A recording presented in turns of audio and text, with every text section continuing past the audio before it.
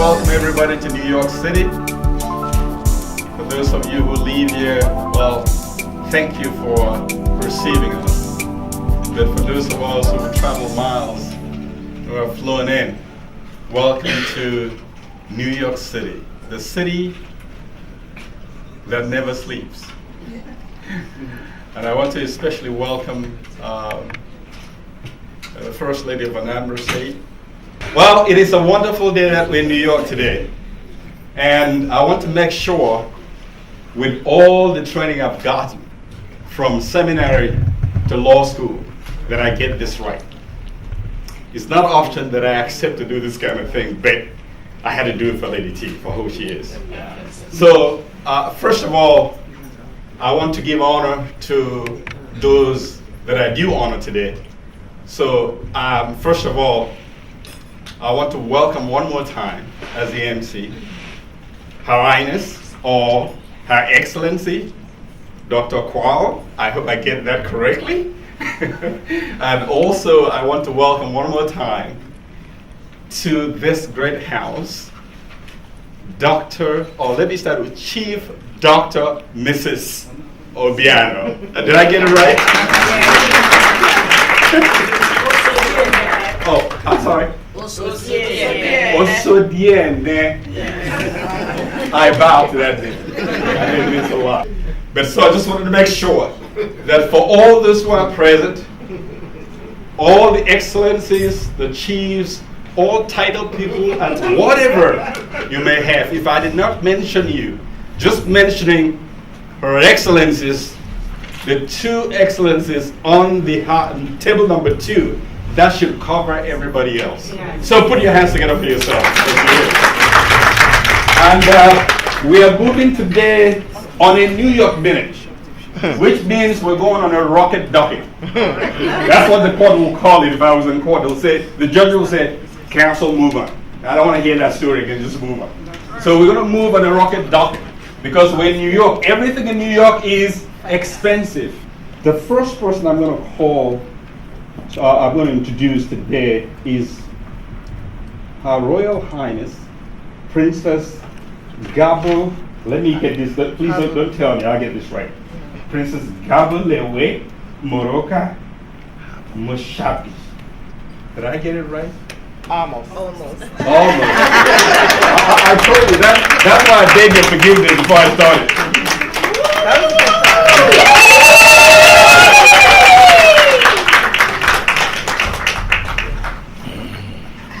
Honestly keep up with if we are realistic. And what I'd like to say as I'm about to conclude is how do we turn around what we deem as challenges to work for us? I'm a strong advocate that the opportunity to establish our rural economies should be a priority because it is a very powerful tool or vehicle that can assist us to see the change that we want to see. Agriculture is a powerful and critical component for sustainability. It is life, it is good health, good nutrition, better livelihoods, and a tool for addressing inequality and poverty reduction. The list goes on. But let us also equip our future generations to ensure that the future of our nations is not bleak. This is why I'm so passionate about one of my flagship programs in my foundation called Kangaroo Care for Every Newborn Child. And to me, I believe that if you nurture something from a very young age, you are bound to see the results that you want to see. It is bound to thrive. So this is not just talking about children, but anything that you nurture from a very, very initial stage will thrive. Yes, challenges are there, but what is important is that we must acknowledge that progress has also been there. This is a revolution. A revolution takes time. Ours is to stay focused, determined, and more committed. We have the power, but we must hold hands. We cannot do it in silos. There's a saying that I love, that collaboration is the new competition. Let us be patient and understand that this is a process. Allow the process for the process to also respect you back.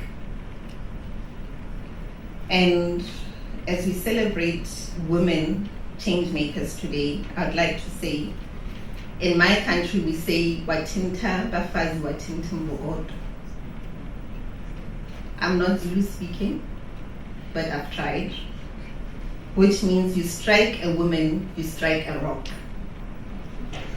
And we are blessed as women to be home builders, to be nurturers. Let us continue to be torch bearers.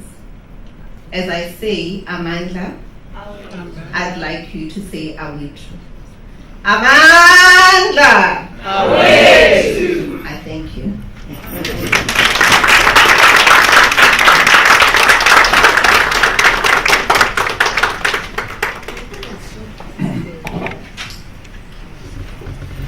That was a wonderful, wonderful speech by the princess, who's also a member and executive of the Executive National House of Traditional Leadership in South Africa. Me and my wife, we have 325 widows that we feed.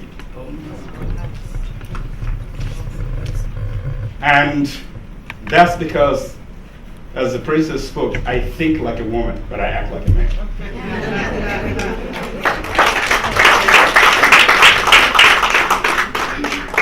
And on that note, I'm going to call on another illustrious lady to come up and address us today. And before I do that, we all heard about the Ethiopian plane crash that killed 157 people. And I'm sure Her Excellency is very much aware, being that the majority of the people on that plane were caregivers from the United Nations. So for that reason, for our brothers and sisters from Kenya and from Ethiopia, where the plane started from, I want us to take, if you could please stand with me, a 1 minute of silence as we pay tribute and respect to the people that were lost in that plane crash.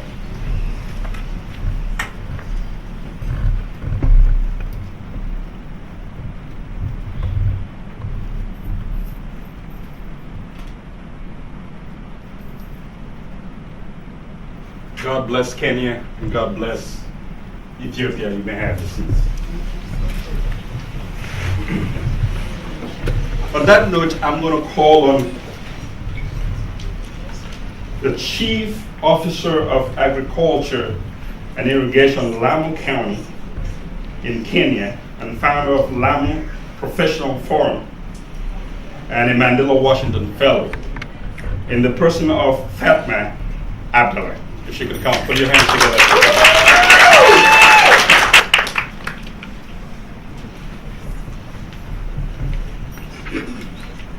Wow. Thank you so much, Elsie. Yes, all protocol observed. Change makers in the house. Habari gani? So we have some Kenyans around, or Tanzania. You know, we always say habari gani? Mzuri sana, Kenya yetu, hakuna matata. I'm sure it's famous to all of us here. It does, yeah? Thank you so much. It said all protocol observed. I feel so honored to be here today in front of Her Excellencies, the change makers in the house. I feel too small to speak in front of you, but because Her Highness set the bar so high, so I'll try my best to actually deliver what I wanted to deliver today. Being a Mandela Fellow, it gave us a lot of exposure, networking. We got to meet with different kind of people, and this was very good. But in today's agenda, we're here to discuss about how we empower women in agribusiness and how we're going to foster agribusiness development goals in agriculture. And my question is, why do women not appreciated, yet they're bound to be development to the economies and communities associated with agriculture in rural areas. It is known that women, we are just being given small jobs like cutting trees or helping the coffee areas, but we are not actually involved in big things like in the processing of the products. We are not involved actually in the production, to the value addition, and to the marketing aspect. To this, it reminds me about the importance of agriculture. So let me take you back to my country. Agriculture sector accounts to almost 26% of the the GDP. And further, 27% through linkages with manufacturing, distribution, and services related sector. Agriculture further contributes to almost 75% on industrial raw materials, 65% on export earnings, and 60% of the formal and the total employment respectively. So agriculture in my country supports almost 80% of the population that lives in the rural areas. And my question will be, how many women do we know in Africa who have been successful in agribusiness? Or how far have we taken us in terms of agribusiness? So allow me to just give you an example of the people who have been successful in my country in terms of agribusiness. We have a few women like Mama Ngina, who happens to be the mother of our president, Uhuru Kenyatta. She has actually succeeded in ensuring that the agro-business processing unit is success. We also have, so she has flourished actually in the farming and horticultural subsector. Then we have Mr. Bitha, who has also succeeded in barley farming. These are the example of women from Kenya who have succeeded in agribusiness. So we can also make sure that we contribute in one way or the other. But we do have some challenges as women, and our goal is to empower agribusiness from Agribusiness by Miss T. She wants to ensure that women and girls are empowered, but we have our fair of challenges. How then can we ensure that we are being involved or participate in this? A few women have participated in this. They are very hardworking, yes, but they're still grappling in understanding what agribusiness is all about. So the benefits of us being into agribusiness will help us in gender diversity and inclusion, as well as relating gender to better business results. These challenges, we know that as women, we make better strides, and we must not forget that we go through a lot of problems, especially in agribusiness. So we need agribusiness to transform from subsistence to commercial farming that the fewer women will have to encounter. Women are also engaging for a while. Often they jump, they start agribusiness, but when they get better opportunities, they forget about agribusiness. So it's our responsibilities as change makers in this house to ensure that there's that sustainability. And because it is one of the agendas in almost each and every country, because agriculture is about food security, it's very vital that we put a lot of emphasis in ensuring that women and the youth as well are included or participate very well in this kind of activities.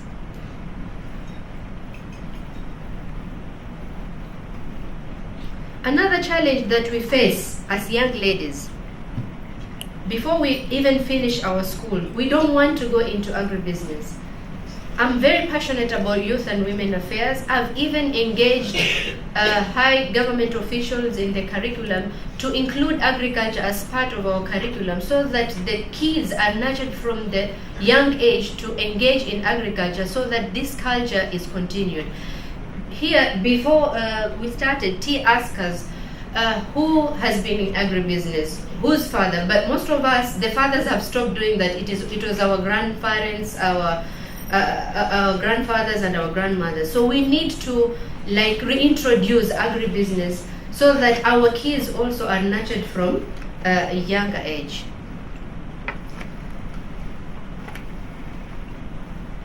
So in my conclusion, I want us to think about what's the way forward. Why should women just be included in college jobs? Or why should we not be involved in policy making? Why should we just be doing things that men can't do? I know we have men in this house who have supported us in one way or the other. Thank you so much, men who are in the house. So I also want to salute them. Yesterday we were in another activity, and I mentioned that when we women are doing our activities or are advocating for women activity, we should not leave our men aside. And it's not only just about leaving men aside. We should incorporate each and every one, the religious leaders, the politicians, the local area leaders, so that we move forward and not just leave this issue to be a women affair and then no other person is involved in. So it is very important that we come up with action plan and a level playing field for both male and female to engage in agribusiness, to access technology and funding based on gender, but on performance and also on progress. We also need to anchor information on women, to access information to streamline their business structure from recruitment, setting goals, as well as managing government relations.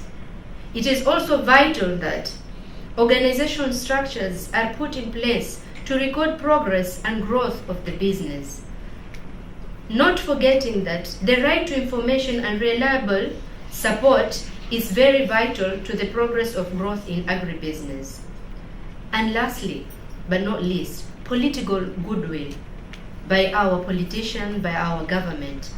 If they can allow us women to get recognition such as this one, to amplify our voices in agribusiness, then surely we will be able to move forward as a nation or as a continent in Africa and globally to take agribusiness to another level. I don't like always to conclude my speech with this one, but they say that if you want something said, tell a man, but if you want something done, then tell a woman. Well. I guess if you want this to continue, we have to tell the woman. Well, I think she's given me a quick notice. I'm going to quit right now. But because of Lady T, I think I'm going to have to continue. Wow. Well said.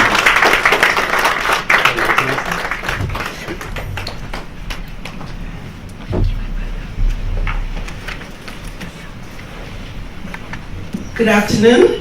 Good afternoon. To Chief Obiano, Princess Moraka Moshabi, distinguished guests, ladies and gentlemen, my name is Dr. Arakana Chiombarikwa. Thank you for having me. Sometimes I forget I'm ambassador, so my apologies. I was a doctor for many years before this extra title. When I first became ambassador, there was a posting on Facebook, and it said H.E. Arakana Chiombarikwa. And my nephew took a picture of that and quickly sent it to me and said, "Auntie, these people think you're a man." They said he. So I had to remind my nephew, I said, "Well, honey, this is Auntie's new title." So I'm still trying to get used to that as well. Thank you again so much for having me, and thank you for putting together such an amazing program for us. I took office in December 1st of 2016. Quite reluctantly, if I may say. 25 years as a practicing physician. I get a phone call in the middle of the night, 3:04 to be exact. On the other end is Chairman Zuma, the then chairman of the African Union, who was informing me that my predecessor had turned in a resignation and that she was going to be running for office, highest office in Tanzania, president of Tanzania. She did very well, came in third, and she's now the Minister of Trade and Industry. Particularly for someone who had been out of the country for 8 years, so we're so proud of her. One by one, the Asandihinis were taken away and as hostages and packed away in Mauritius. So the Asandihini had been packed away in Mauritius, and as they were doing to just completely humiliate the Africans, the ultimate was to try and take the golden stool. As you all know, the golden stool is what was used to crown the king from one king to the other. So to completely destroy the Ashanti people, they were going after the golden stool. The Ashanti men got scared. They didn't know how to fight the British. The British governor at that time was determined to have this tool. But Namaya Asantwa, a woman, realizing that the men had given up, they had given in, and they were willing to let the British take the golden stool in exchange for the Asandihini being brought back from Mauritius. Nalaya Asandwa single-handedly, and I am going to read a portion of a speech to the men. She said, "Is it true that the bravery of the Ashanti is no more? I cannot believe it. I must say this, if you, the men of the Ashanti, will not go forward, then we, the women, will. I shall call upon my fellow women. We will fight the white men. We will fight till the last of us falls in the battlefield." So it is Nanaya Asantwa. She shamed the men who gave in and came together to fight the white men and saved the golden stool. To this day, the golden stool remains among the Ashantis. Otherwise, it could have been one of the artifacts taken by the British sitting somewhere in Britain. Italy, the Deputy Prime Minister of Italy. Italy is now sick and tired of the African youth going to Europe through Italy. They said, France, you must stop colonizing the Africans. You must leave their monies in Africa. You must leave their natural resources in Africa so they can create jobs for their own youth. But until you, France, stop abusing the Africans, even the Pope told Macron, stop what you're doing to the Africans. That is our truth, ladies and gentlemen. Until the colonizers get out of Africa, we are still in the losing lane. But here comes another challenge. You see, during the Berlin Conference, they also set in place what we call the rule of divide and conquer. They made us Africans believe that everything African was bad and undesirable, and everything European was better, particularly French and British. So what are our issues? Look at many of us who think we're more British than the British. We have many of us who think we're more French than the French. I was at an event and one young man who was the MC got up, a very typical African man, I won't mention what country. He introduced himself as a Frenchman. There were a bunch of us ambassadors, we were like, oh my God, it was embarrassing.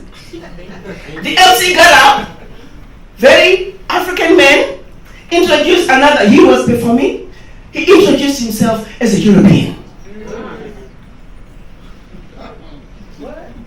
Wherein lies the real issue? Wherein lies the real problem? The real problem is here. The rule of divide and conquer. We suffer to a great extent from the legacy of colonization. We suffer to a great extent from the legacy of slavery. What happened during Berlin Conference started centuries prior when they were dealing with our sisters and brothers, descendants of former slaves. The mental games were uniform. It's almost as if there's a memo that went out around the globe to say wherever you see black people, you are superior to them. We are the most disrespected race on earth. That's right.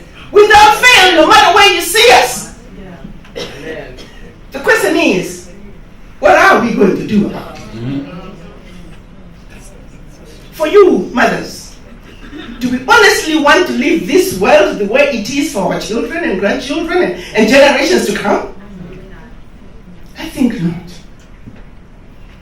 So as we try to talk about how did we get here, I want us to understand that Berlin Conference left us an Africa that was divided in a manner that it is forever defeated and conquered.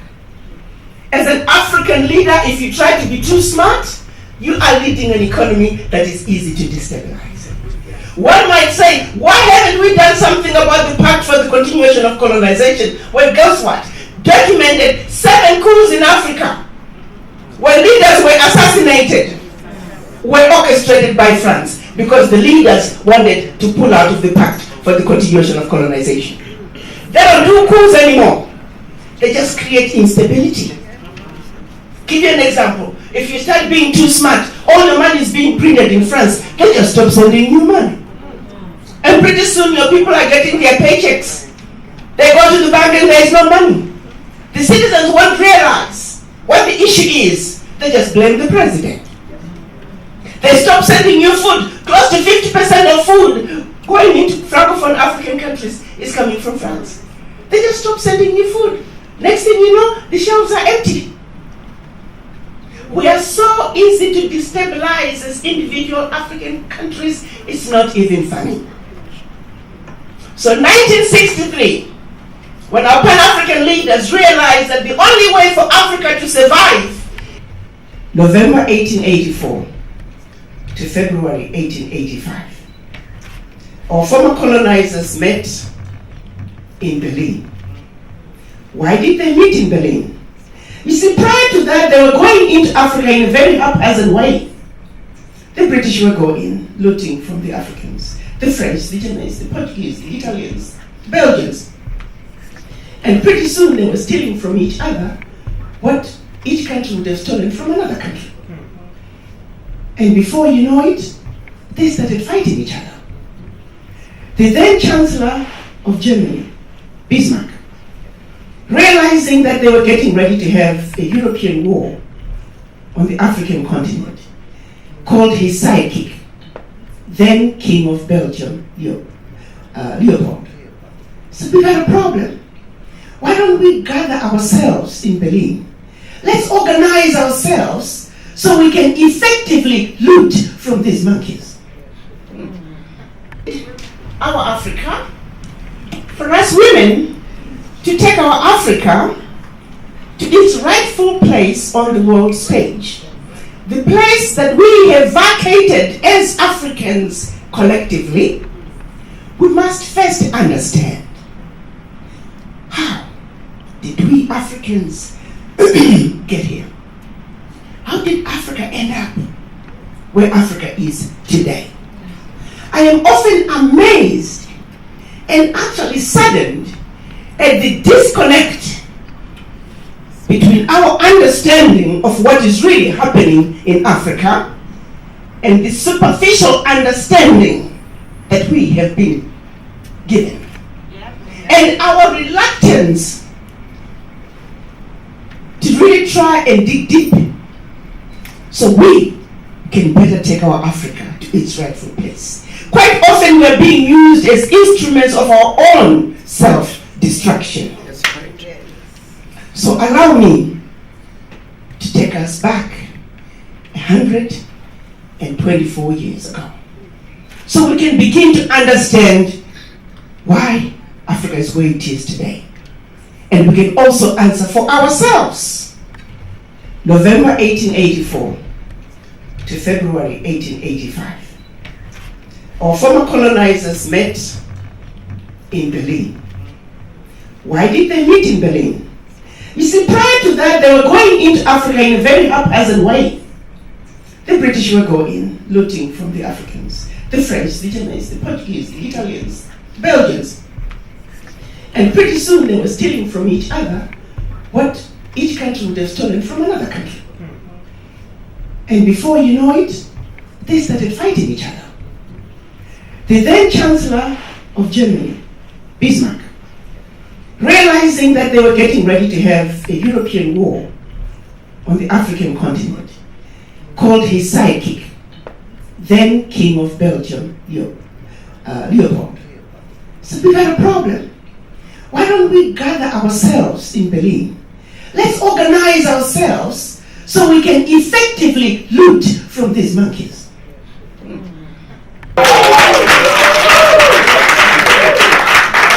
In the history of ratifications, this is the fastest ratifications they have ever seen. As a matter of fact, the world did not believe this issue of the African Continental Free Trade Area was going to become a reality. I know many people who came to me, Ambassador, this CFTA thing, it's going to be a document in a drawer. It's never going to happen. Well, guess what? It's a new day in Africa. Acknowledgement, and I'm going to tell you why. Not only is she the first lady of Anambra State, Nigeria, and I got to see the people. When you hear the people say how good somebody is, when the Honorable was telling me, listen, the First Lady T, I was like, I believe you. And then to hear other people, and to hear the Commissioner of Agriculture speak so highly, you believe them. It's not like someone paid them to put money in their pocket. No, I believe them. And so in that, let me tell you why. I'll tell you with some stories and pictures. But her organization, the Caring Family, is the Cafe Initiative. This is the right picture. She got water borals, she helps widows. Let me start with this. Widows. Reverend Barrister. She helps the widows too.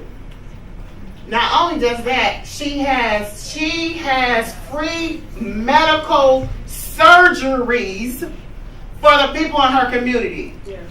Like, that was before, this is after, and this is the baby recovering. Wow. You can't get any better. You cannot get any better. So when the commissioner was like, T, I'm telling you all, you must.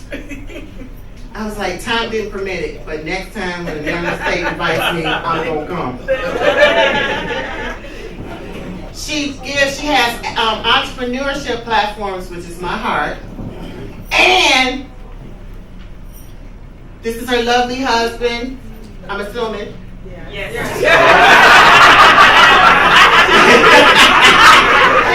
She does the prosthetic surgeries. I'm saying, when I say another bad mamma jamma, I'm sorry, that's my protocol.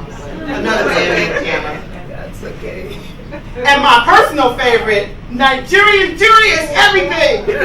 I got both for some today. She helps encourage the women because this is a business that can be scaled up and sold up. I was told by the barrister, like, T, do not buy anything on the internet. It's China. It's no good. It's gonna drop. But this is real good jewelry. Trust me, I've seen it, I've touched it, I'm wearing it. It's the good stuff. She's built homes. Was it 22 or 32? 22. 22 homes.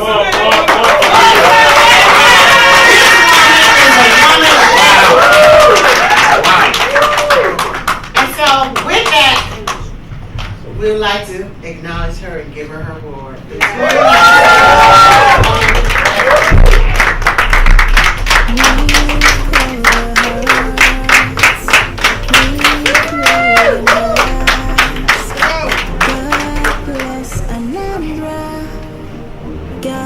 Yes, let's do it. I'm gonna touch her one more time. So lovely. Mother, I told you she was a fashionista.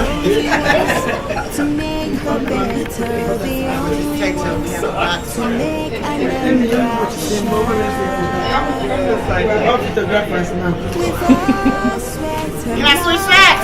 Stay right there. Wait a minute.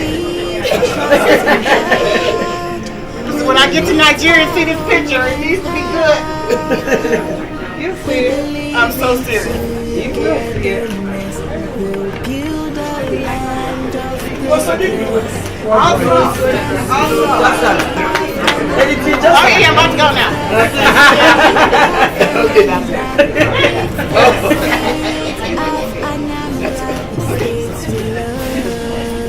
We need to take pictures. Good job. And out of the 36 states, I've worked with at least 13 governors and their wives over the time. But I can tell you, when there's publications telling of what somebody has done, this woman has actually done what has been written about her. There's a lot that has been written about government officials in Nigeria. I can stand firm and tell you that this woman, this is not a political gimmick. She has really done what has been written about her. And the evidence is clear. So please put your hands together for the First Lady.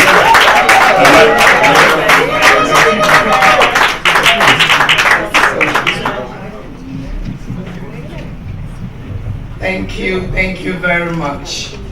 Thank you.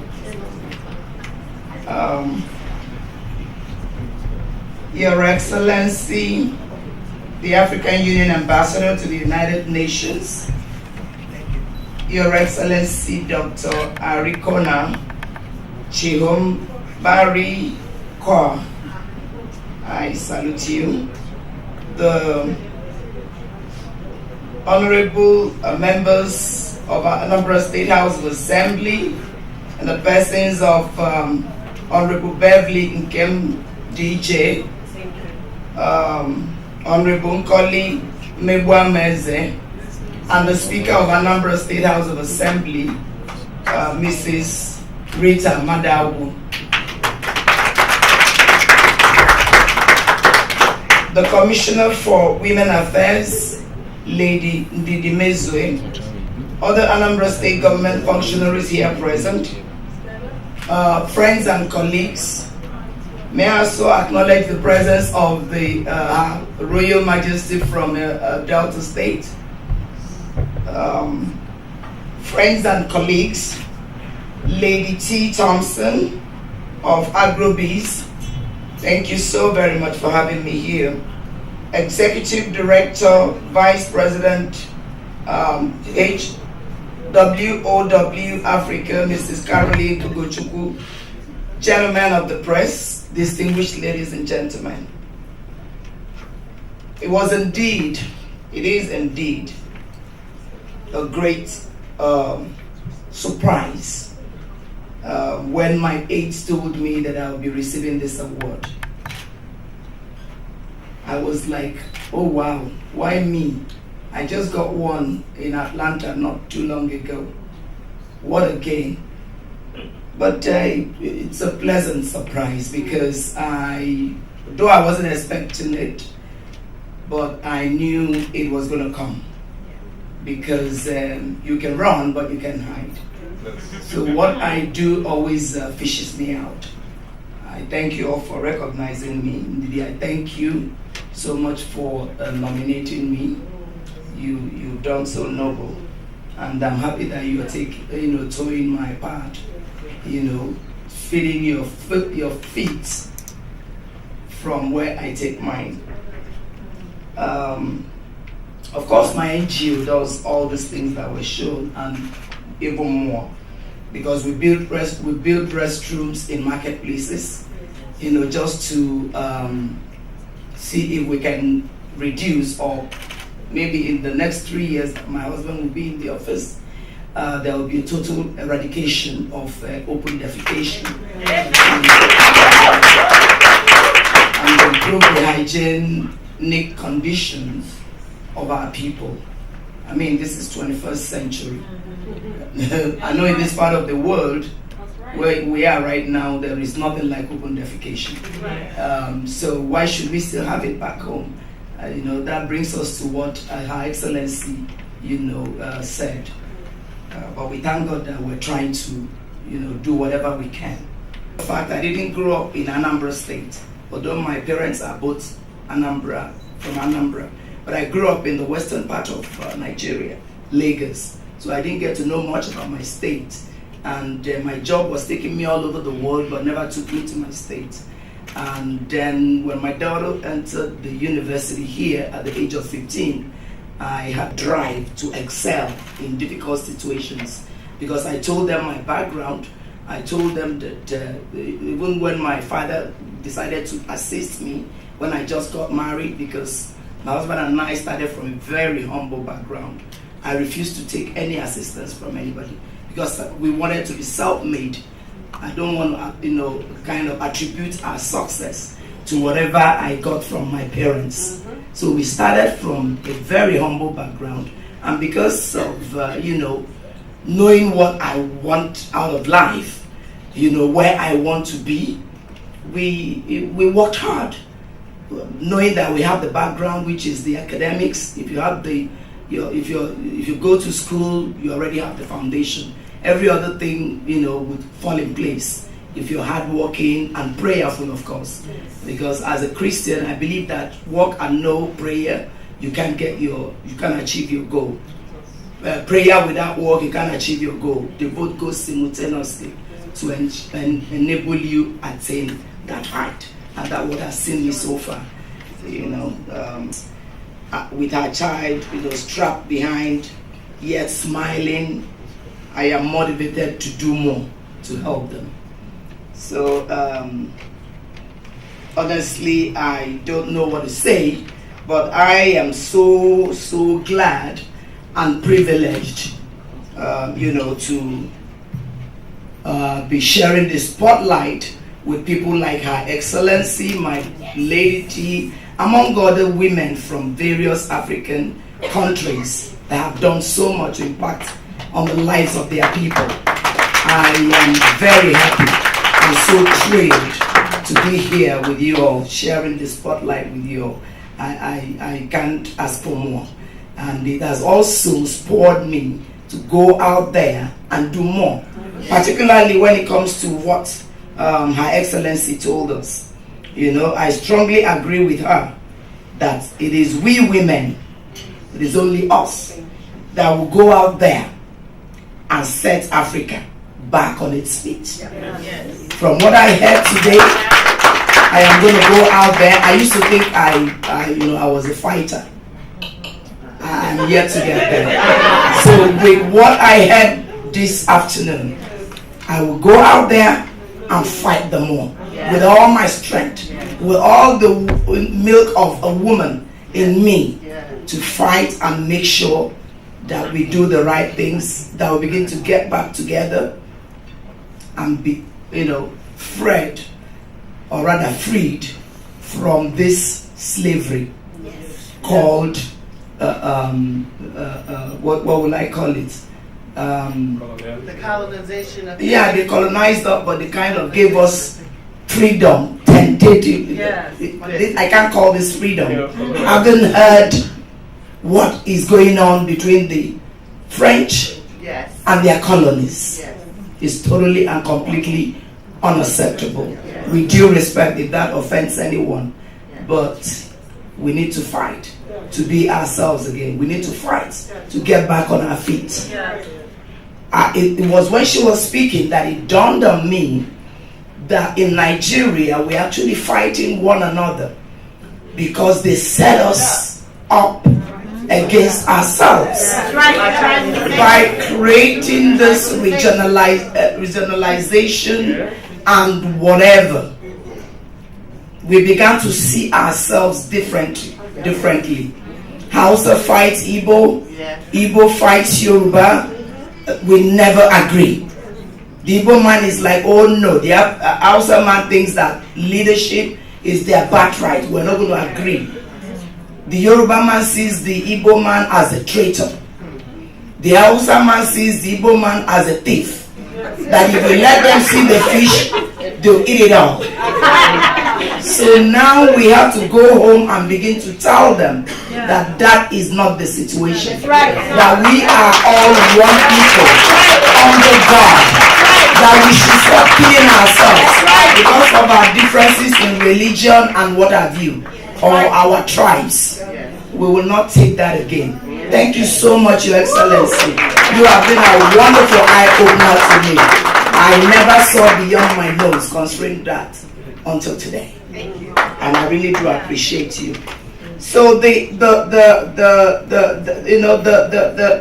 your speech, resurrected, if you will, the freedom fight in me, because I've always championed the cause of women. In the house, although they had quite some ladies in Anambra State House of Assembly prior to my husband's coming, but I wanted us to have more, much more, so you can begin to hear the voices of women, because I know that, with due respect to the men, that the ladies can do whatever they can do, even better. We have the patience to stand any situation and make sure we get to our destination. But the men can always give up. Just like she rightly mentioned, I was just all eyes and mouth agape watching her when she was speaking. I felt like, coming out here to, what you have done to my head. You resurrected all the good things that I would have loved to do for our people. I really do appreciate you. Nigeria was actually what, swept us off our feet. All the things we used to use to, bring up our GDPs, export our products, we all left and abandoned those. Prior to the discovery of oil in Nigeria, the north used to be, known from Nigeria, the northern part of Nigeria. And palm oil, you are also right. The Malaysians collected few fruits, few palm fruits from us, and now they are the highest exporters of palm oil. How can that be when Nigeria, the eastern part of Nigeria, used to be the highest producers of palm oil? Same goes for the western part of Nigeria. They are the highest producers of cocoa and exports this cocoa to the western world for their coffee, their chocolate, and what have you. Now we're missing in action in all those areas. So we have to fight. I have to fight. Others have to help me and support me. Thank God we still have some female legislators in Anambra State House of Assembly. We're going to fight that common cause to bring it back to our minds. Thank God for the life of our governor, who came and brought back agriculture. Now farmers are not relegated to the background anymore. Farmers are now being, we now export, and farmers are now reverenced. People see them, they are like, oh, you are this, oh, you are that. I can't thank you enough. I am really highly honored to be here. I almost missed this opportunity, because at some point I was like, Didi, I'm kind of busy. We just finished an election. Probably you should collect this award on my behalf. On the second thought, what wanted to bring Lady Tia and I together made me leave. I was like, okay, you know what? I'll go there. Let me just go and do this and come back. So I thank you all so very much. I appreciate being here, and I love you all. May God bless you all. May God bless my wonderful state, Anambra. May God bless Nigeria. God bless the shining light that we bring. We're the only ones to make it right.